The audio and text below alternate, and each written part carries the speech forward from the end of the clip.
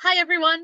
My name is Katie Klein, and I've found a place in this world as a first-year PhD student in American Culture Studies at Bowling Green State University. I'm zooming in today from my apartment in Bowling Green, Ohio, even though this project has roots in Kansas. Like Sarah Parton and Jeff Storms, whom I'll be roundtabling with later, this presentation began in Dr. Karen Westman's Fandom and Fan Studies class at Kansas State University in spring 2022. So if you're ready for it, I am beyond excited to share with you my final project, Recoding It All Too Well, Swifties, Parasocial Relationships, and the Scarf That Broke the Internet. All about my favorite topic, Taylor Swift. And if you like what you see and hear here today, feel free to follow me on Twitter, send me an email. I am always happy to talk about Taylor Swift.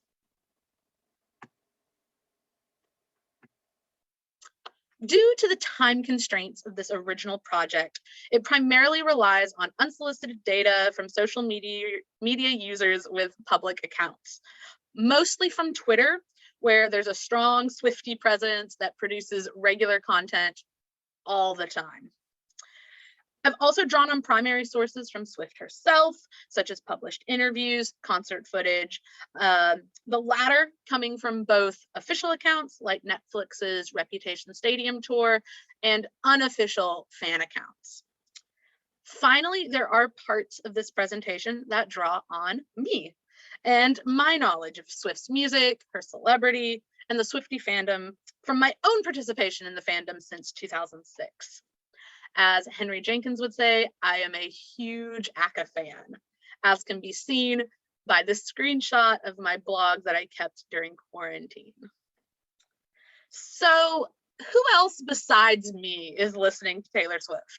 I mean, besides the obvious answer of everyone. Well, I'm not far off. There are about 58.4 million people listening to Taylor Swift, at least on Spotify. Swift has been releasing music since 2006, over 16 years, and her music appeals to multiple generations of listeners. But the consumer analytics company Audience found that the vast majority are under 34, which means some may even be 22. For context, Swift herself will turn 33 this coming December. So a lot of people who grew up with her, a lot of people who are her own age. But the majority, 64.76%, are between 18 and 34, with the next kind of biggest group being 18.8%, aging 13 to 17. There's also this stereotype that it's only women who listen to Taylor Swift, but Audience found that the gender of Swift's audience is actually split more evenly than maybe expected, with 55% identifying as female and almost 45% identifying as male. Her audience is also global. Music analytics site SongStats reports that in October 2022, from when I am recording this, Swift has more than one song charting in 13 countries. And no, I did not make that number up. It's real. She even has 15 charting in the Philippines alone. And the city with the most people listening to Taylor Swift right now? London, where I can only imagine that London Boy is getting its fair share of plays. As I mentioned, Swift has been in the music industry for 16 years. Pretty good chunk of time. And for anyone who hasn't been following along since the beginning, I've put together a quick timeline of all 12 of her studio releases for us. Came on the scene in 2006 with her first single, Tim McGraw, in June, followed by her debut self-titled album in October of that year. 2008 saw her second album, Fearless, which won 4 Grammys, including Album of the Year. At the time, Swift was the youngest woman to win that award. October 2010, she released her third album, Speak Now, and one of those singles, Mean, won 2 Grammys at the subsequent Grammy Awards. October 2012 saw her 4th album, Red, which was snubbed at the Grammys, and I'm obviously not still bitter about that at all. Her next album, 1989, marked a very pointed and purposeful shift from her roots in country music to a full-on pop album. Critics were worried it would not do so well, that she wasn't going to be able to make that transition, but the album won 3 Grammys, including Swift's second Album of the Year. Then in November 2017, we got Reputation. These first 6 albums were under the Big Machine Records label. Then in August 2019, Lover was released, and this is Swift's first album under her new and current label, Republic Records. More on why that matters in just a moment. Then in July 2020, less than a year later, we were surprised with Folklore, which ended up winning Album of the Year, making that Swift's 3rd Album of the Year and the first woman to win 3 of those. In December 2020, yes, just a few months later, Swift gave us Evermore, which she has kind of dubbed as Folklore's sister album. 2021 was the year of re-recordings. So as I mentioned, her first 6 albums were under Big Machine Records, and then starting with Lover, she's been under Republic. With Republic, she owns the rights to her masters, which means she owns that intellectual property, something that's been a really big topic in music right now, thanks in part to Swift.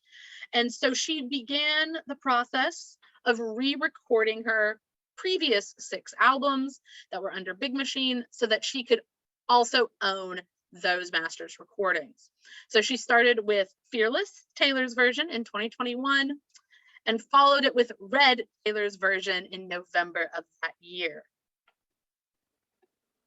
Finally, just this past week, we were given Midnights, her 10th original studio album. So we've got 12 releases total, literally coming up to just the last minute before this presentation. Hopefully she hasn't released anything new in the few weeks that follow, but knowing Taylor, anything's possible. For this project though, I just want to focus on her 2 Red albums, and more specifically, the song All Too Well. So if you ask a Swiftie what their top 5 favorite songs are, All Too Well will make the list 13 out of 14 times. This 5-minute ballad is the 5th track from Swift's Red album, and it's become iconic in the fandom for its storytelling and emotion. Lyrics like, your mother's telling stories about you on the t-ball team, and we're dancing around the kitchen in the refrigerator light, seem to detail private moments of a particular relationship, while the bridge offers up a more universal interpretation of the feeling of heartbreak, with lyrics like, well, you call me up again just to break me like a promise, so casually cruel in the name of being honest. The inspiration for this song is thought to be Swift's relationship with actor Jake Gyllenhaal, whom she dated in late fall 2010. But the real superstar of this song is the scarf. It's referenced a couple times in the song, at the beginning with lyrics like, and I left my scarf there at your sister's house, and you've still got it in your drawer even now. And then at the end of the song, we get, but you keep my old scarf from that very first week because it reminds you of innocence and it smells like me. Swifties have even found photos to prove that such a scarf may actually have existed. These photos show Swift and Gyllenhaal seemingly wearing the same striped scarf in photos that were taken a few weeks apart in November 2010. And if you're wondering, it's a Burberry scarf. All Too Well has been so popular that Swift included a previously unreleased 10-minute version of the song on her re-recorded Red Taylor's Version album in 2021. And she directed an accompanying 15-minute short film starring Dylan O'Brien and Sadie Sink. It has since won several awards. This announcement essentially broke the internet, the memes abounded, and the fandom collectively could not breathe. So here we have one of the many memes, nobody, Taylor Swift coming for Jake Gyllenhaal 10 years after the fact because he kept her scarf. So popular is the image of the scarf that brands got involved. eBay UK tweeted, Hey, Jake Gyllenhaal, we know all too well how much you love scarves. How about owning your own so you don't have to keep Taylor Swift's? Other celebrities were weighing in on this, like Dionne Warwick. She did, if that young man has Taylor's scarf, he should return it. Once just a song lyric, Swift's team marketed an all too well knit scarf. I bought it. You'll see photos of it in a moment, and it really was the best day. So with that very brief context of the song in mind, what I want to propose to you all now is that the popularity of All Too Well, and specifically the polysemy of the scarf, has recoded the meaning of the song for Swift, thereby showing the potentiality for a more mutual parasocial relationship between fans and celebrities. In order to do that, I need to introduce us to a few terms from fan studies scholar Mark Duffett and one teeny tiny piece of theory from French philosopher Louis Althusser. So Duffett's first term that I'll be using is metatext, which he defines as the meaningful whole constellation of text that encompasses one phenomenon, such as a rock star's music, publicity, endorsements, and biography. Because the scarf is mentioned in the lyrics, as we've seen, it's easily accepted as part of Swift's metatext. The next term I'd like us to know, though, is polysemy, which refers to the capacity for a text to openly invite a wide range of different interpretations. And it's important to note that polysemic text can be read in very different ways by different audience members. So you're probably wondering, how is the scarf polysemic? Well, I am so glad you asked, because Swifties have voiced a number of opinions on what the scarf represents, or if it's even a scarf at all. But there's 3 popular scarf fan theories that haven't gone out of style. Number 1, scarf is a metaphor for virginity.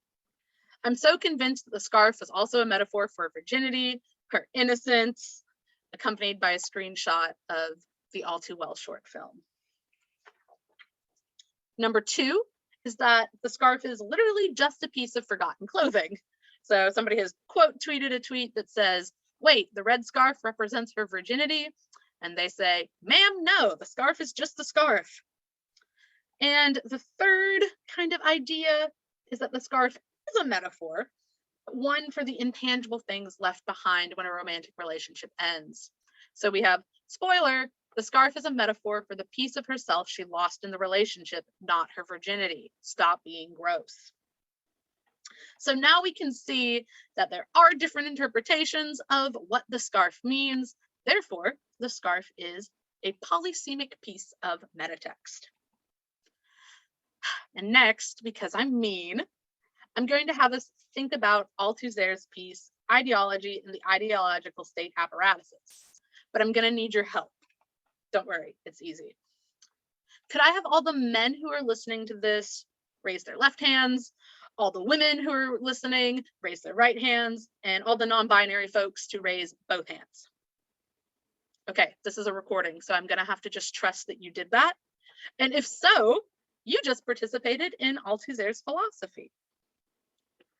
So Althusser identifies a dominant ideology that issues a hail.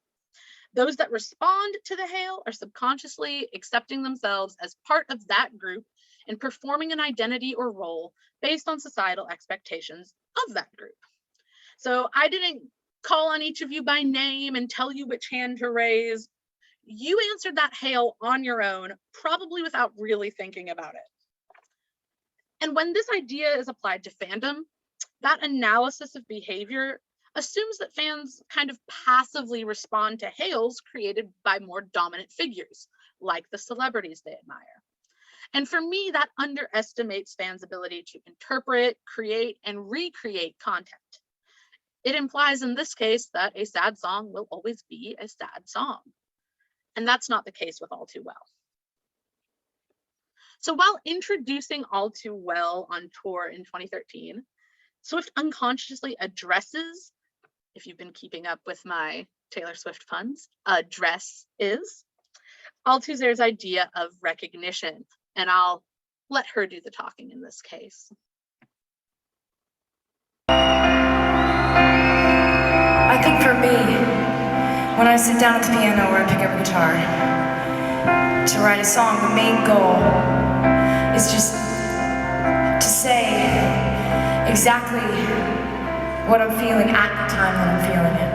So it's like you try to write in real time, and what you end up with, I guess, is albums that are kind of like massive collections of journal entries. And I think the thing about a journal entry is you think that when you're writing it, you must be the only person who's ever felt that way. And you feel completely alone in that moment. And so I guess what I'm trying to say to you now is thank you for taking those collections of moments where I felt really, really alone and memorizing the words to them and singing them back to me in a concert, so I really don't feel alone anymore. So here, Swift is acknowledging that her fans see themselves in a song about a difficult breakup. But the Swiftie fandom continued to embrace this song in ways that went beyond Swift's intended heartbreak ideology, showing that fans can have a great deal of agency in their respective fandoms.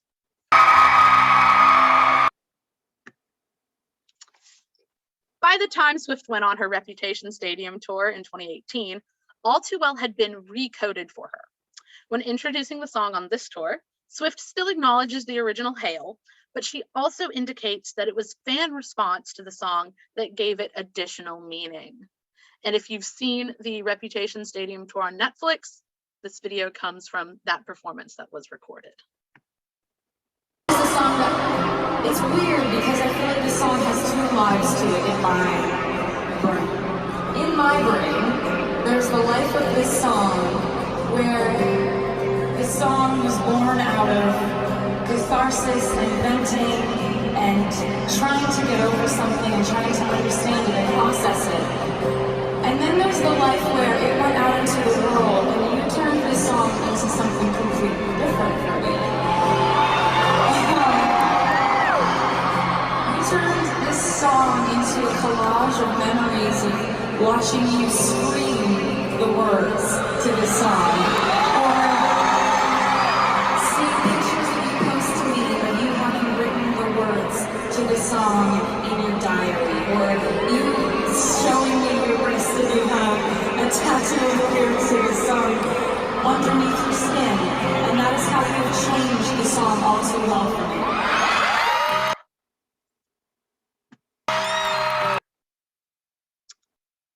So I first heard Taylor Swift's music at my 6th grade talent show when a girl from my school sang our song. I was gifted Fearless Platinum Edition for Christmas in 2009, and Speak Now was one of the first CDs I purchased with my own money.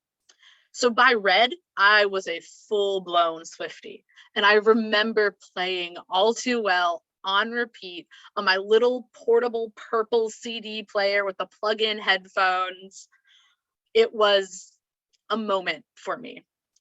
So when All Too Well, the 10-minute version became a reality, I knew I needed to purchase the scarf. Not because I've had my heart broken in that way, and not to join the scores of fans making fun of Jake Gyllenhaal, of which there were many.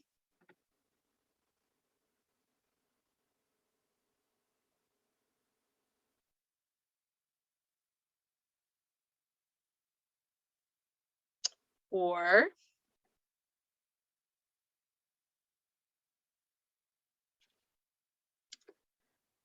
because to me, scarf represents shared experience. The rush I get when another Swiftie recognizes my maroon scarf on an autumn day and says, "Is that the Taylor Swift scarf?" is truly unparalleled, because that interaction fulfills exactly what Swift was talking about on her Red tour. It makes me feel like I'm not alone. Parasocial celebrity relationships are often viewed as those that, according to Duffett, misleadingly invite fans to believe that they are in an intimate, two-way relationship to a famous stranger when they're actually alone in a world of fantasy. But this isn't the case for Swift and Swifties.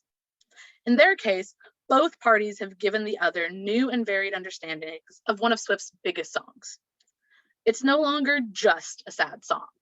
It's a love story between fans and artists. Initially, All Too Well appealed to fans of Swift's deeply personal and relatable lyrics, and as time went on, the scarf became an unofficial metonym for heartbreak, loss, and even possibly virginity. The popularity of the song and the outpouring of support for it, in turn, provided Swift with closure and reconstrued the song's dominant ideology from one of heartache and isolation to one of community and solidarity, solidifying that Swifties have a more complex parasocial relationship with Swift than might be expected for one of the most popular pop stars of the 21st century. It's time to go now. Thank you for joining me, whether it's daylight where you are or you're using one of your midnights to watch this. If anyone has a question, please come by the live Fan Cultures Roundtable on Friday, November 4th at 1945 GMT or 3:45 p.m. Eastern Time for those of you in the United States. Until then, wishing you all the happiness, peace, and good karma. And please don't blame me for all the Taylor Swift puns in this presentation. Thank you so much. I can't wait to talk to some of you later.